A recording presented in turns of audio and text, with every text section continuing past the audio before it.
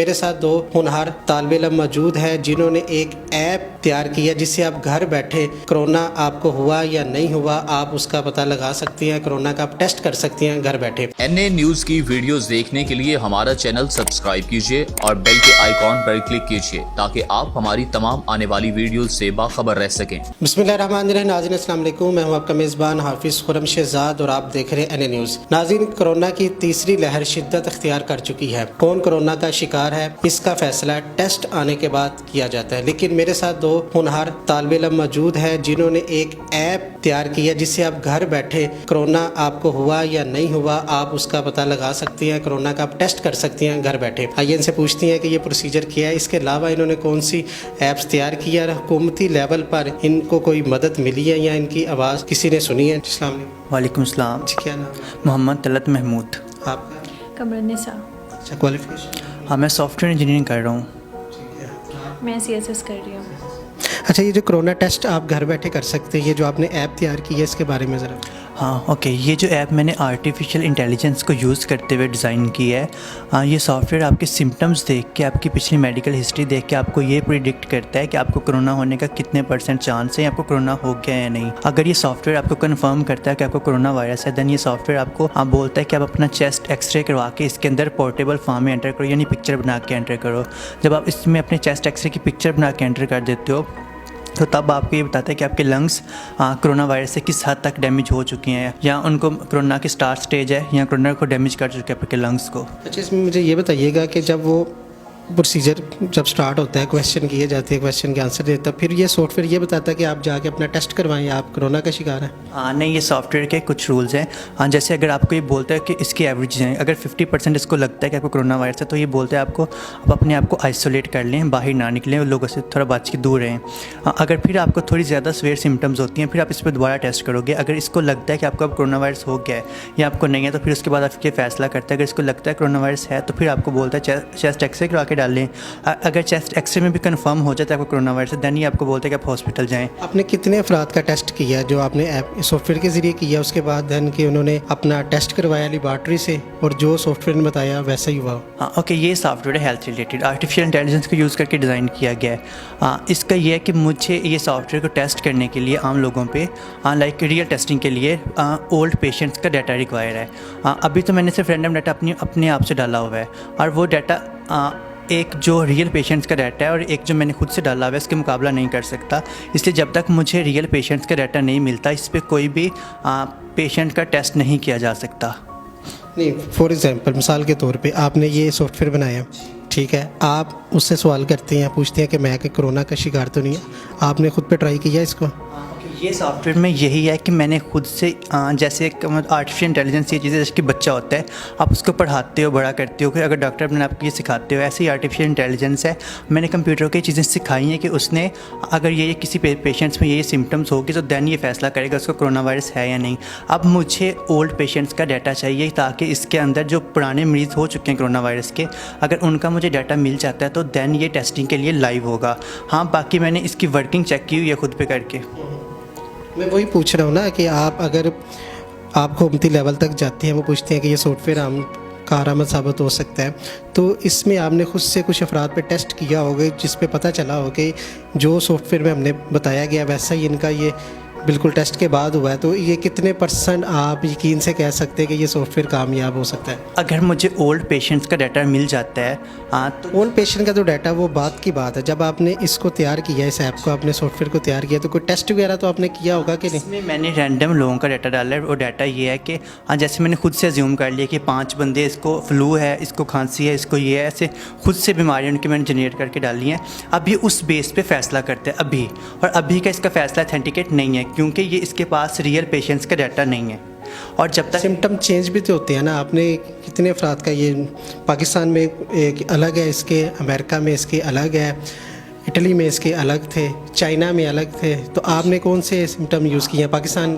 अभी मैंने इसमें मतलब पूरी दुनिया से रैंडम जो सिम्टम्स हैं वो डाले हैं, क्योंकि मैं as a artificial intelligence engineer मेरा काम था इसको डिज़ाइन करना, बाकी इसको फील्ड में लाना और इस पर चेकअप करना, इसकी अलामत बताना कौन कौन सी अलामत होती हैं, उसके लिए पूरा मुझे हेल्थ डिपार्टमेंट का वो ताउन दरकार है ताकि वो मुझे अपने डॉक्टर्स की एक टीम प्रोवाइड करें। उसके बाद वो मुझे बताएं कि पाकिस्तान के पेशेंट्स में ये सिम्टम्स आ रही हैं और जिस पेशेंट्स में उनकी टेस्ट रिपोर्ट्स मुझे प्रोवाइड करें, वो मैं डाटा इसके अंदर एंटर करूँ। दैन उसकी बेस पे ये फैसला करेगा कि कोरोना वायरस अगले बंदे को है या नहीं। अच्छा, मुझे ये बताइएगा ये ऐप काम किस तरह करती है और इसके बनाने का मकसद क्या था? इसको बनाने का मकसद ये था कि जब स्टार्ट में कोरोना आया था तो जो इवन चाइना जो इतनी बड़ी इकोनॉमी है उसका हेल्थ सिस्टम भी कोलैप्स कर गया था। तो हमें उस टाइम पे ये डर था कि अगर पाकिस्तान में बहुत ज़्यादा स्प्रेड हो जाता है तो पाकिस्तान का हेल्थ सिस्टम भी वो कोलैप्स ना कर जाए।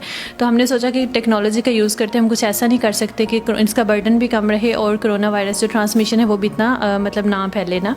तो फिर ये हमने इसलिए डिज़ाइन किया था कि एक तो पैरामेडिकल स्टाफ टेस्ट को प्रायोरिटाइज़ करने के लिए कि वो पहले इस सॉफ्टवेयर पर टेस्ट कर लें, अगर ये उनको बताता है कि इनको कोरोना वायरस है देन वो उन लोगों का टेस्ट जो है पहले करें, बाकियों का बाद में। दूसरा ये था कि अगर आम पब्लिक भी अपने घर से पहले ये टेस्ट करके जाएंगे तो जस्ट वही लोग हॉस्पिटल जाएंगे जिनको कोरोना होता है, क्योंकि समटाइम ऐसा होता है कि हमें जस्ट फ्लू या फीवर होता है और हम लोग हॉस्पिटल चले जाते हैं।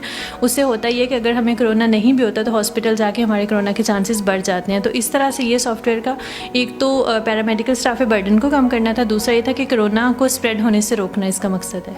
ये किस लैंग्वेज में?